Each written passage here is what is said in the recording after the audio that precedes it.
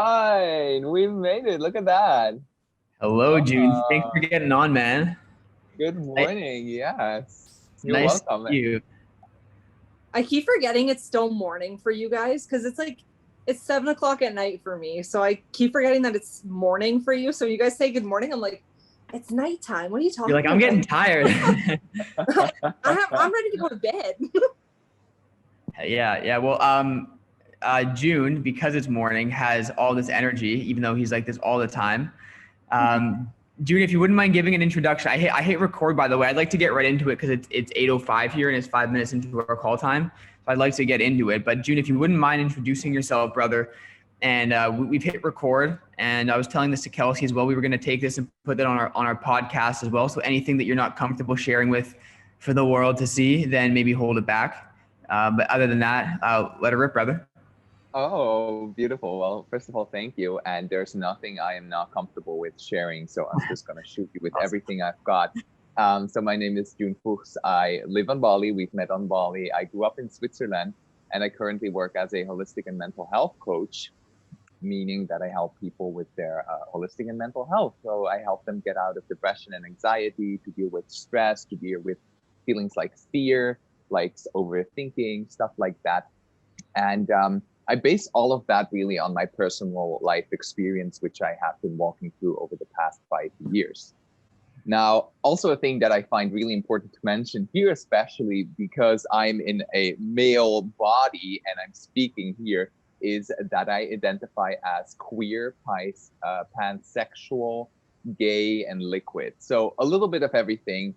And one topic I'm going to be talking about here is also masculine and feminine energy, which I consider myself a balanced embodiment of. So basically,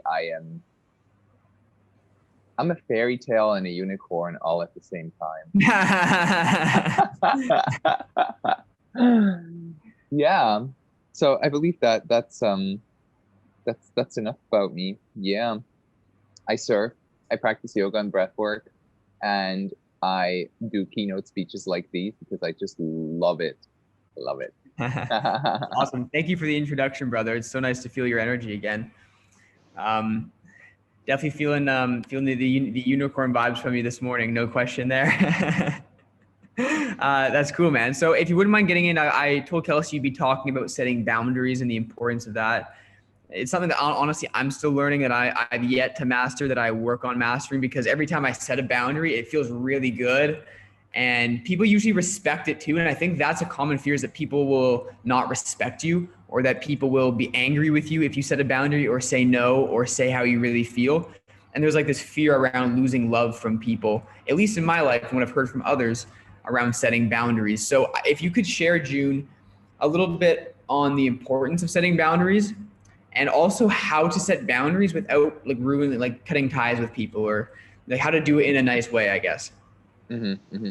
So one thing that just comes up for me when you said the word fear, there's the fear around not being loved when we set boundaries and when we communicate them in whatever way. I just want to go into fear for a second. Yes. So fear is a very low vibrational emotion.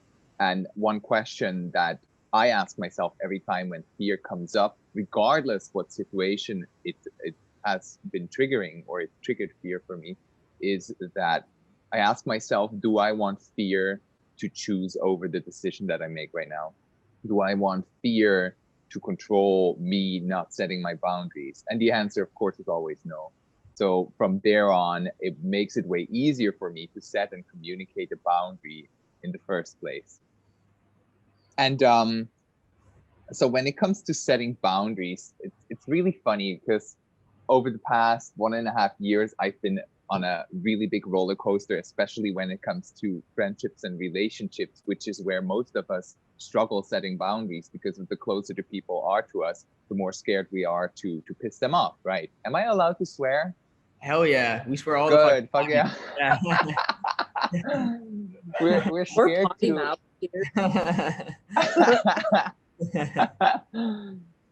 Anyway, we are scared to piss them off, right? And that again comes back to the emotion of fear. And what the fuck has fear to do with a loving relationship or a loving friendship? So get fear out of that.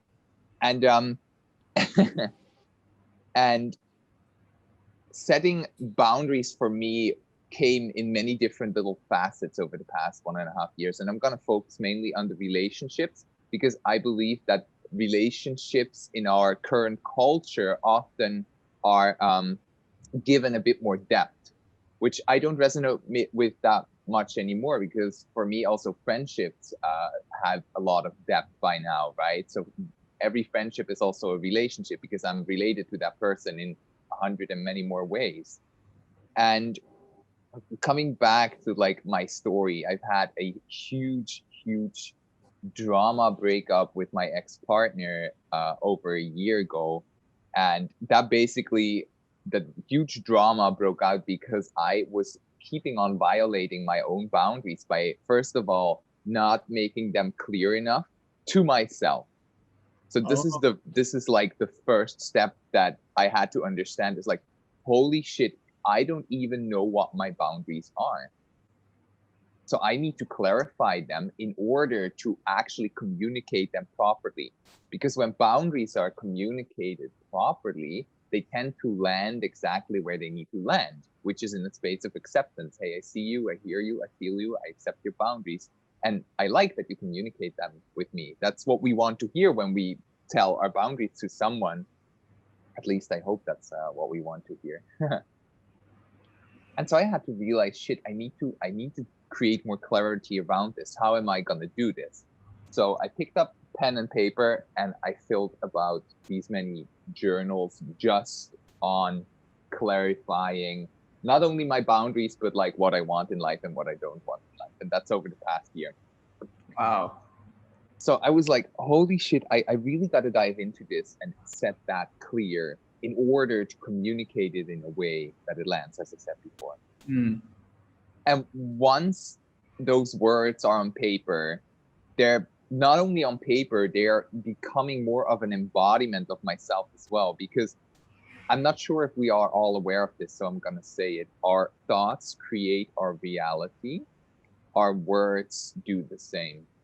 And our words are actually even more powerful, because it is proven that our brain believes what it sees, hears, feels, and experiences. So our brain believes what it hears. Our brain believes what it hears. And that's now a new superpower of all of us.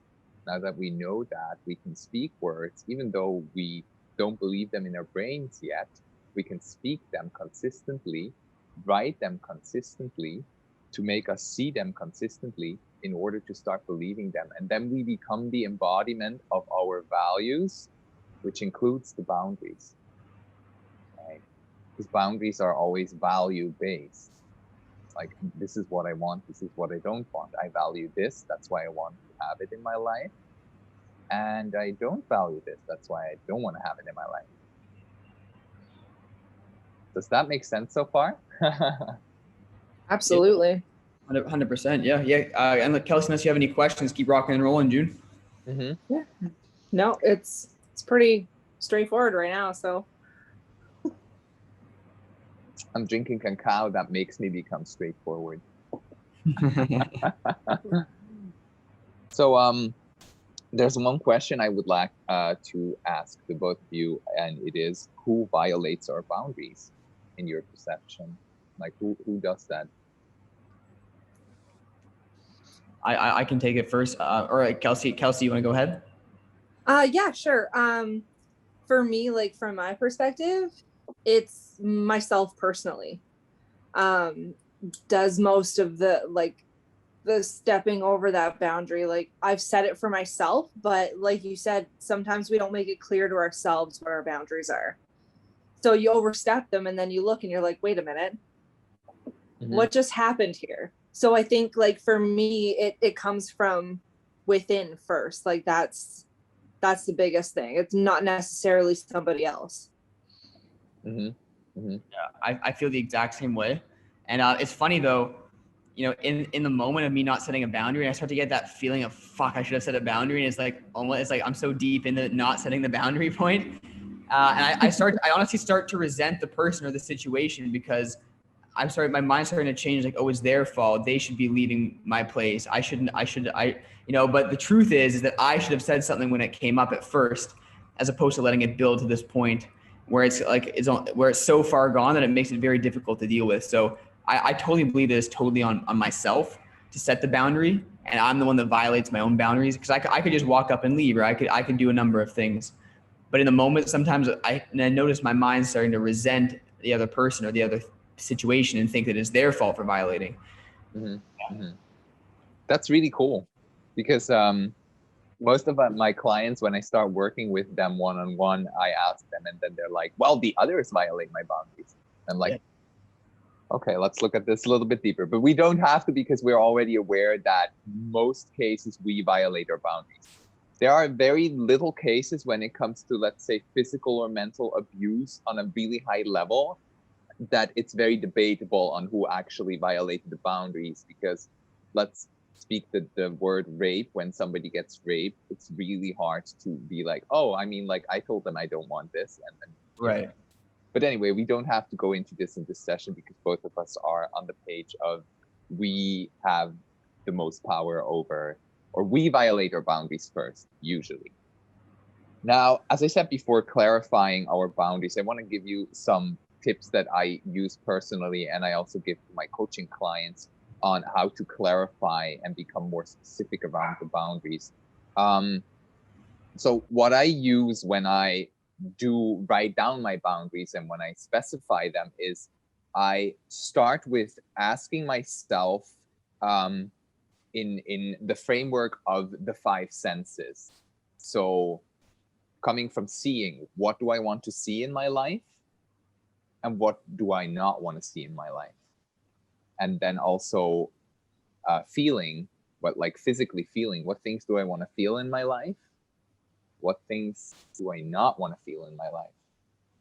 These can be emotional feelings, but these can also be physical feelings. Like, I don't want to walk barefoot on, that's a pretty dumb example, but let's roll with it. I don't want to walk barefoot on spikes. Very clearly, hardly anyone wants that, unless they're a guru that walks on spikes. I don't know. But we can also go with that with taste. What do I want to taste in my life? What do I not want to taste in my life? What do I want to smell in my life? What do I not want to smell in my life? Like, a big one for me that comes up right now when I say that is, like, I don't want to smell smoke in my life. So I really make sure that I'm still working on that, because I have a little bit discomfort that when I'm in a restaurant, let's say in the outdoor section, and people smoke, it like really crosses my boundaries of like, you're ruining my whole experience of eating something there. And it's up to me to set that boundary clear, because you're not doing it. I'm doing it by not setting up a framework that works out for me. So when people smoke, I've gained enough clarity to go up to them and to ask them, hey, would you mind, because I feel, and how do you feel about that? Are you okay with that? Yeah, sure, I'll move a bit. Okay, cool. So I start with my senses, because that's all that I take in life, right? We can talk about 5, or we can talk about 6 senses. Connection to the divine. But that's a tool that I use in my journaling a lot. It's like I come back to my senses. I love that, brother. I find as well, if I'm ever out of the present moment, or I'm like going super fast or too fast. I know Kelsey has lots going on. She's a mom and she has a job and she has tons of stuff going on. And I felt similar feelings where I have so much going on. I feel like I'm lost out of the present moment, constantly thinking about what I have to do next. And, or there's thinking of the past or thinking of the future. I find something that helps me get back to my senses, literally, is looking at where 5 things I can see right now, 4 things I can hear, 3 things I can feel, 2 things I can maybe taste, and 1 thing I can smell, something like that. And by doing that, it takes maybe like 2 minutes or so. I find that that's such a powerful exercise to bring me back, because I feel like even at a place, let's talk about boundaries for a moment. I feel like whenever we're in a place of being centered and we're in the present, in all areas, we make the best decisions for us. I mean, me and Kelsey talk lots about exercise and nutrition. And I feel like we make our best decisions when we're right there, when we're centered, when we're aligned in our truth, when we're in the present moment. So I can see how, for specifically setting boundaries, how like, what do I really want to feel, taste, and hear? Because it gets you aware of the present moment and what you want right now. You can make a new decision, new action. Agree fully to that. What just came up is like in February, I was visiting a de-armoring retreat in North Bali, which is basically a body work practice where you have a one-on-one session with someone. And we were learning that in that retreat. It was like a 8-day retreat. And it's basically you go into the fascia, and the fascia is like, I explain it as some sort of spider web, which is all over our body, all over our muscle structures, and holds everything together, but also strengthens. So basically it goes through the fascia by physical touch into the muscle structure, and it goes into very specific spots on our body where emotions are stored. And I don't know why this just came through, but I'm going to roll with it. There's always a reason for that. And what we were doing there, we had the window of tolerance as a lesson in that retreat, the window of tolerance. And as you just said, the window of tolerance can shrink or it can become wider depending how aligned we are. And when we are completely in alignment and we made sure that our boundaries are set and respected, our window of tolerance becomes bigger, which relieves stress and anxiety because we can handle more things around us. But if we're not in alignment, as you said, so many things are going through. Like I'm working with a single mom at the moment in one-on-one coaching, and that's also a huge topic for her. Like, how can I be in alignment, doing my job, having my child, cooking for it, arranging stuff, and all of that stuff.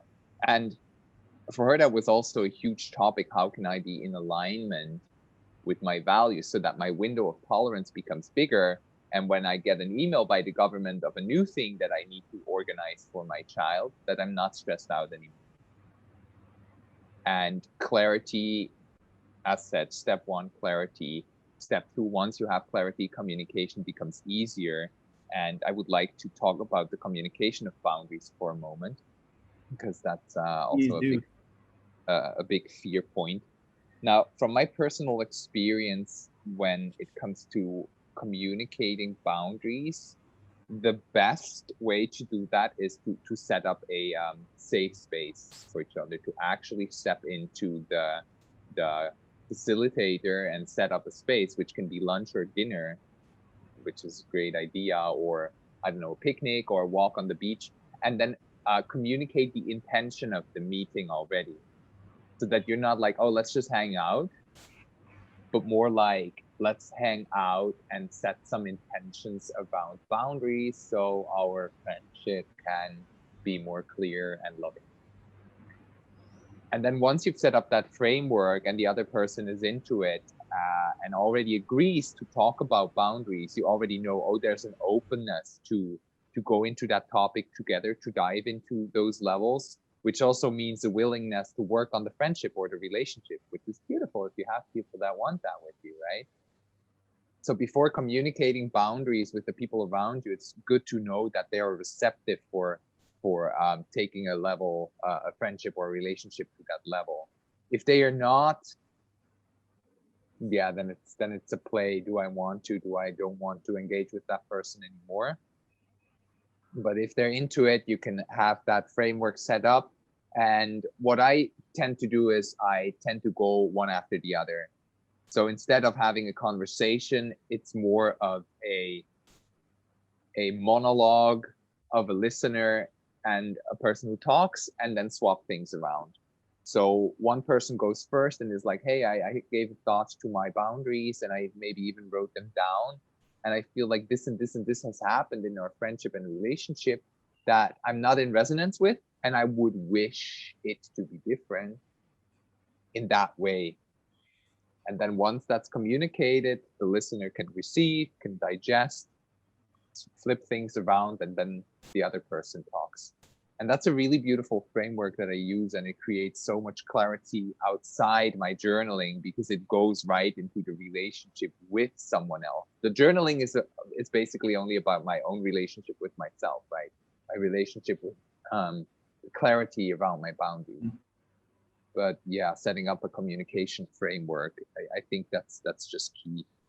Like setting an intention before you meet someone to clarify the boundaries. I want to add something in here, June, if I could, which is, please. First of all, never heard of that idea specifically. If you want to take your friendship with somebody to another level, to have a lunch, like a full lunch, just to talk about boundaries. Like, these are my boundaries. What a beautiful, beautiful idea. I'm absolutely going to do that. Because right now I really have one really close friend, that's Alex, but I'm now meeting all these new people, and some of them are starting to merge their heads into more serious relationships just as friends. And that seems such what a beautiful lunch to have as far as communication and opening up to the other person, and also getting some utility, not just having the value of opening up, but having the utility of communicating with each other better in a way that can grow the relationship. It just seems so like, it makes so much sense if I really wanted to grow the relationship. And I also like that you say setting intention at the start of any meeting. That's been an absolute game changer for me. Even like, I just called my mom this morning, like, hey mom, I got 45 minutes. I have work to do. I want to make sure by the end of the call that we feel love for each other. And I want to know like what's going on in your life. And anyways, and just setting the intention at the start, even though it's kind of like businessy and whatever, it's nice to have that, because it gives you a framework to go off of where both people get the result they want. And although it's a bit scary to set that intention or to take that step, I'm noticing that it's powerful, because both people seem to leave with getting more of what they wanted in the conversation to begin with. That's amazing. Yeah. Wow. Thanks for doing that. And I hope you feel so much love for your mom right now. I do. Yeah. Yeah, I do, big time. She's an amazing woman. Amazing.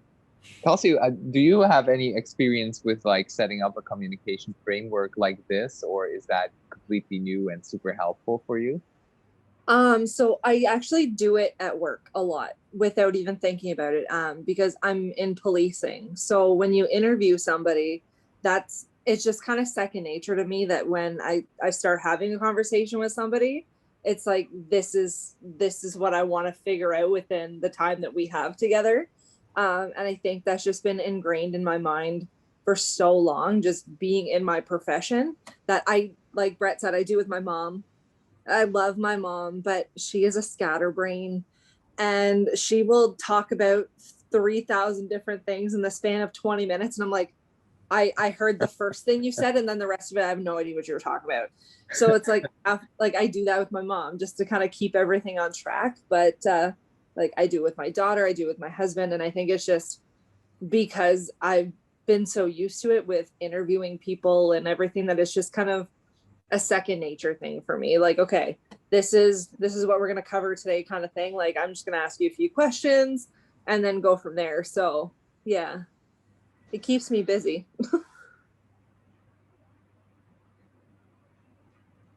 Oh, June, are you on mute, brother? I can't seem to hear you. Kelsey, can you hear June? No, I lost him.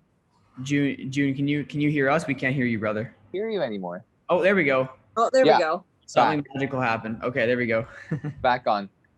You said before that it seems kind of businessy. Yeah. And then Kelsey tells about her experience that she brings that in from work. Mm-hmm. And what does businessy mean, right? Like, it's just the belief that when we've learned something in our work life, why shouldn't it work in our love life, in our relationship life as well?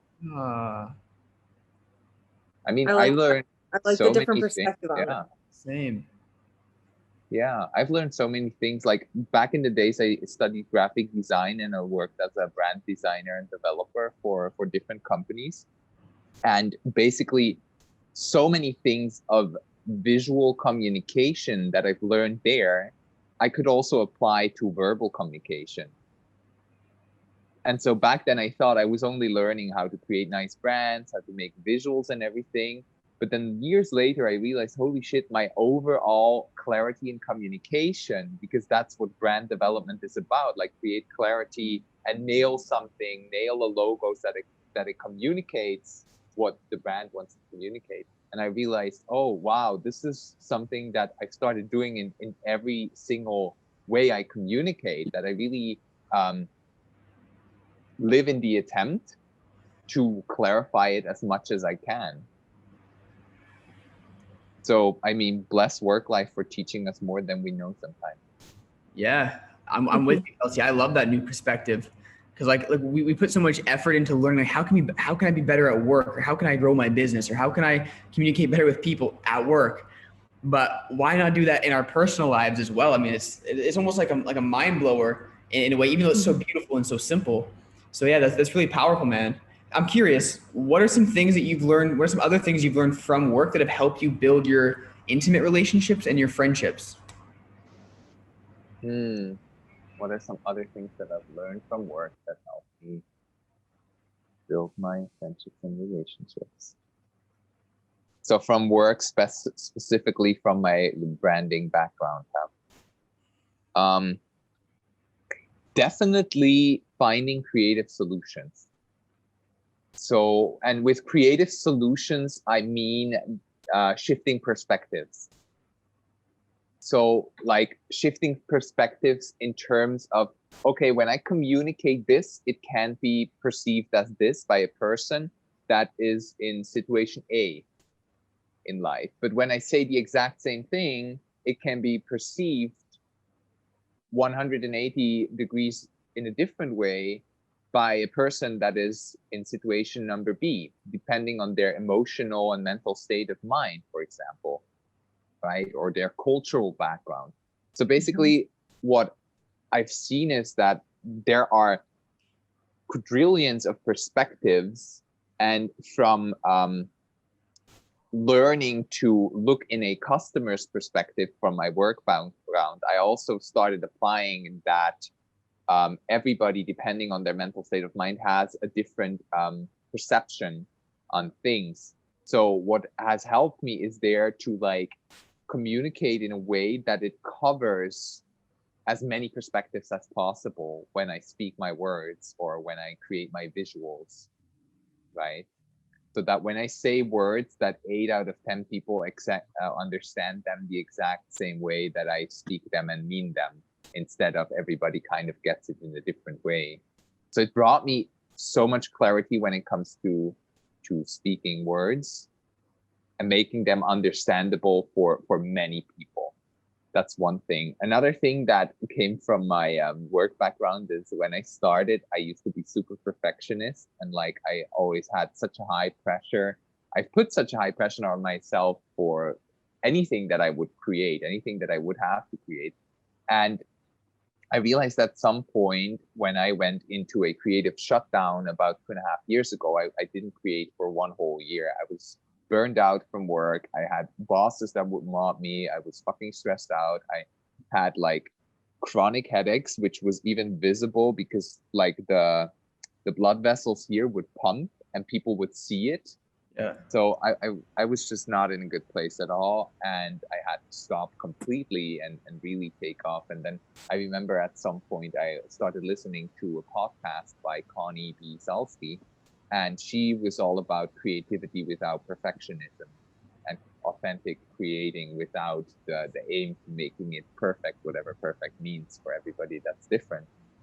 But so what I also learned is that the doing and the infusing energy is way more valuable than overthinking things and living in the attempt to make them perfect. So I kind of call it acceptance over perfectionism. So anything that I create or anything that I put out, any kind of video that I make or any kind of speech or like this here, I live in the attempt to make it authentic and accept whatever comes out and comes through. Maybe you've noticed sometimes I said this comes through right now, I'm just going to speak it instead of sticking with a fixed plan in fear of messing things up. So accepting things over perfectionizing is also a huge bit that came out of my graphic design work life. And I live now in my holistic overall life. Yeah. Yeah, awesome, brother. I want to give Kelsey a chance to ask you a few questions. I mean, I have so many questions I'd like to ask because I know you have an incredible experience, June, but I want to give it to Kelsey because I'd like her to get some value from you specifically. It can be about anything, Kelsey. And anything that you're wondering about, anything that you're curious about. June is an amazing guy to talk to about this stuff. He's been through a lot and he knows kind of how the things work inside of here. So yeah, feel free to ask me any questions. I gotta run to the washroom right now. I'll be right back. I'll let you guys talk for 10 more minutes until 1:45, then I'll talk with just Kelsey June for the last 5 and let you go. Thank you. Yeah, let's shoot some questions. Let's do it. All right. Brett kind of threw me on the spot on that one. They can be personal as well, huh? Yeah. Like, so you were talking about fear and, you know, having that different perspective on fear.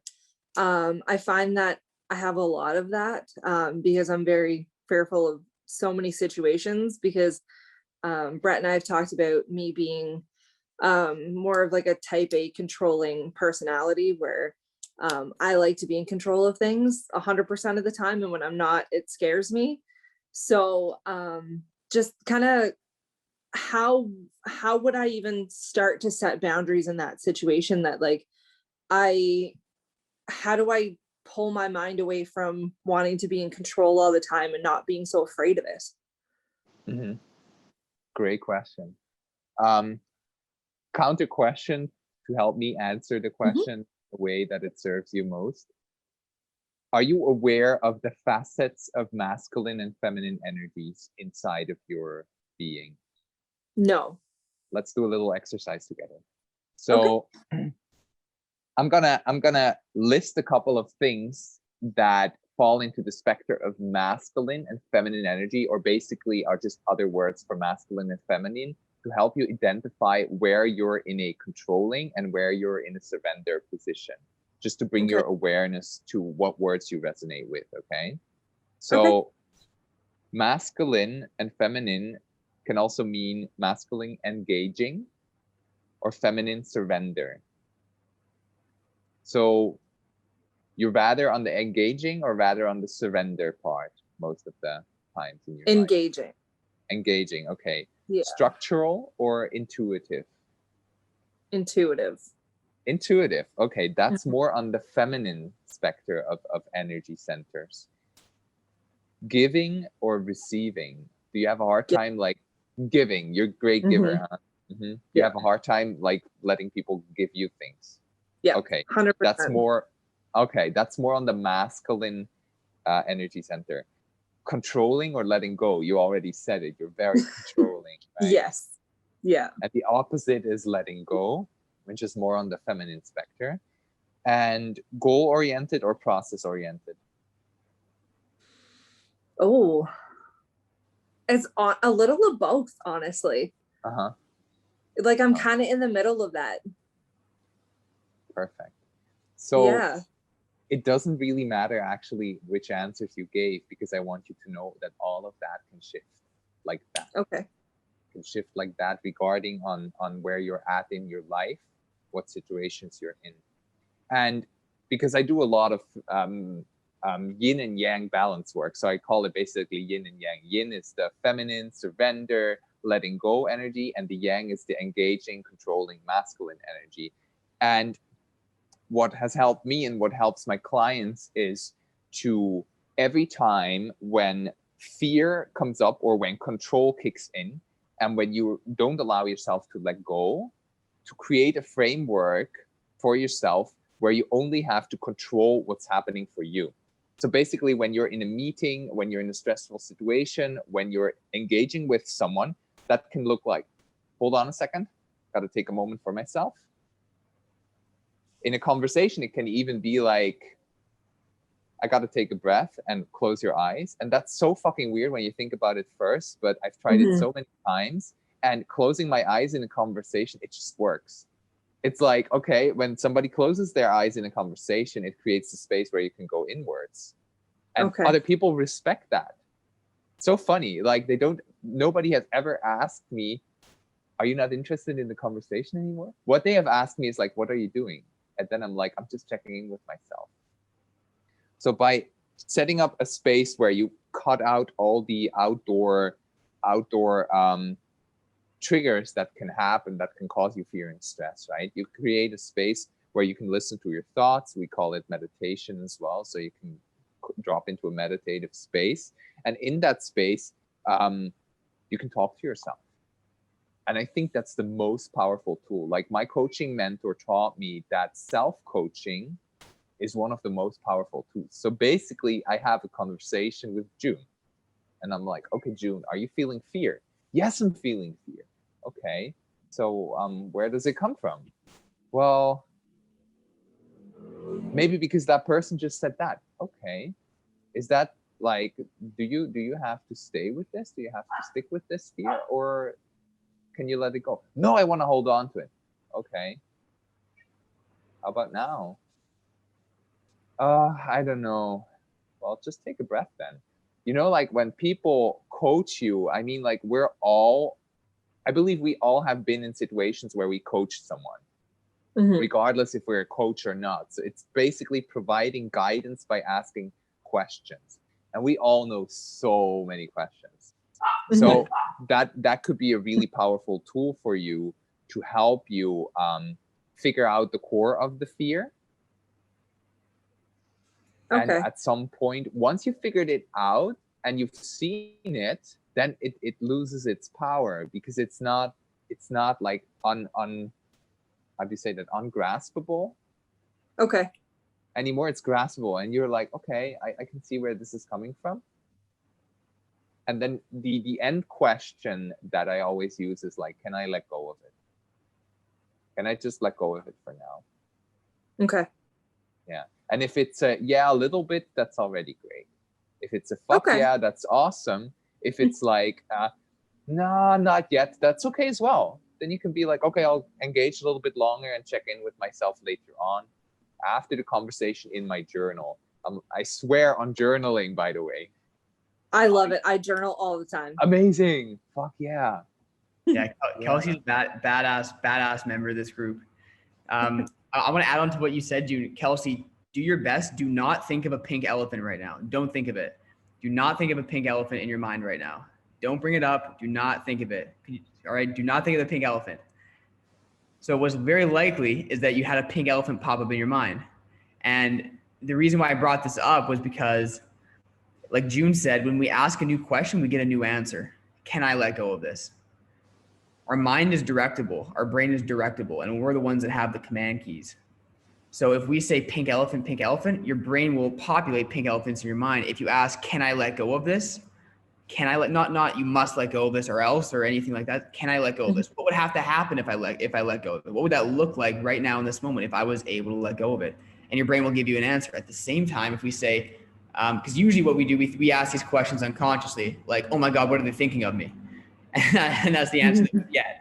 You know, so anyways, I wanted to pile on to June and say, yeah, the mind is directable, and we can direct it into a place that's a little bit more enjoyable for our lives. Okay. Yeah. One excuse that I want to add on at the end, and I say excuse in terms of imagining you being in a situation with someone that you are not sure of if they get what you do, and then they might be disrupted or freaked out, or like, oh, you're doing some weird woo-woo stuff right now, or I don't know. What I tell all of my clients is, you can always say, my coach told me to do so.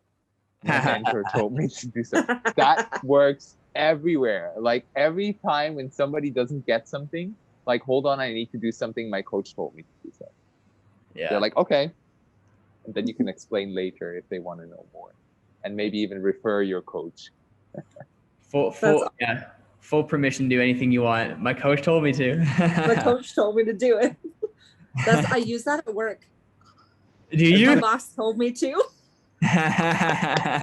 Like another thing we learned from work. Wow. Yeah, right. Honestly, like, there's sometimes I'm out doing my job, and then like somebody will say something, and I just like right quick like come back with something, and I'm like, oh no, I can't believe I just did that. And they're like, what was that about? I'll be like, boss said it. And they're like, okay, cool, no problem. Yeah. I'm like, I'm gonna go sit down and have a coffee now before I get myself in trouble. That's awesome. June, thank you so much, brother, for sharing with us today. This was highly, highly valuable. I know I got some powerful notes from this, and I hope Kelsey did. And the other ladies watching us Absolutely. in the group and on the podcast as well. Thank you so much, Shun, for your time and sharing your energy with us. It's vibrant, brother. It's vibrant. Thank you for doing all the work you do. Thank you so much for having me. And also thank you, Kelsey, for being present here and showing up for yourself in that way. That's really dope. Yeah, we got to thank ourselves for showing up in the ways we do for ourselves.